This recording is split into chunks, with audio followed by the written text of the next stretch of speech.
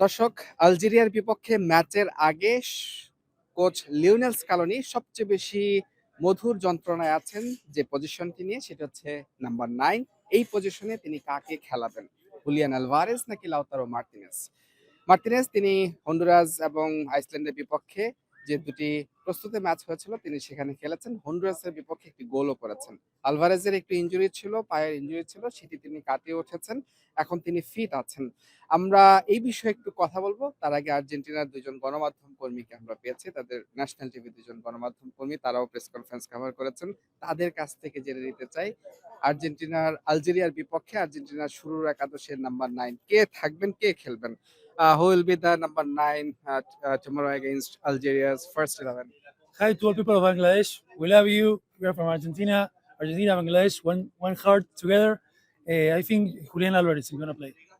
Yeah. And Yeah, your I think prediction? that Julian Alvarez because Julian has more sacrifice, Okay. for the team. And I think that first Julian, I think that Julian will play the first time, and the second, finishing the second, will enter Lautaro. Why not Lautaro? Just he played the two FIFA friendly match and scored one goal. Why not he will be the first choice?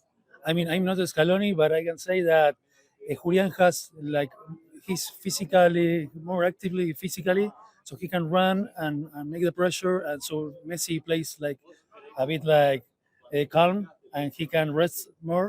So that's why I think Julian is gonna play tomorrow as a starter. Thank you.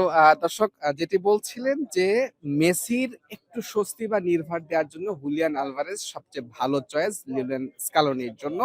তবে যেটি বলতে চাই যে Lautaro Martinez তিনি কিন্তু গত কাতার বিশ্বকাপে 6টি ম্যাচ খেলেছিলেন, তবে তিনি কিন্তু কোনো গোল করতে পারেননি। হুলিয়ান আলভারেজ কাতার বিশ্বকাপে 7 ম্যাচ খেলে 4টি গোল করেছিলেন, তার মধ্যে জোড়া গোল ছিল পোল্যান্ডের বিপক্ষে, নিশ্চয়ই আপনাদের মনে আছে। ক্রোয়েশিয়ার বিপক্ষে জোড়া গোল করেছিলেন। হুলিয়ান আলভারেজ তার ইনজুরি নিয়ে যে শঙ্কাটা ছিল, স্কালোনি আজকে প্রেস কনফারেন্সে এখানেই অনুষ্ঠিত হয়েছে কানসাস সিটি প্রেস কনফারেন্সে, সেখানে কিন্তু তিনি বলেছেন হুলিয়ান আলভারেজ ওকে, তিনি ফিট আছেন, খেলার জন্য প্রস্তুত আছেন।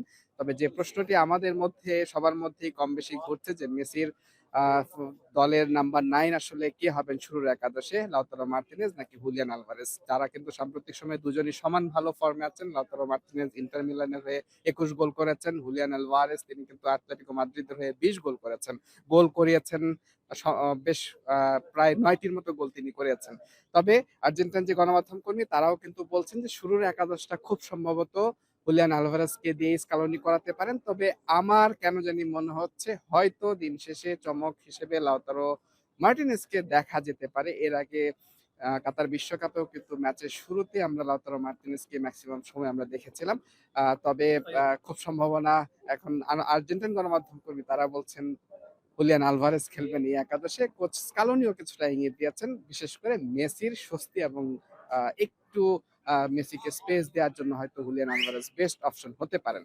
মুজরাবিন Tareq, Jamuna sports, Kansas City stadium, Kansas, যুক্তরাষ্ট্র।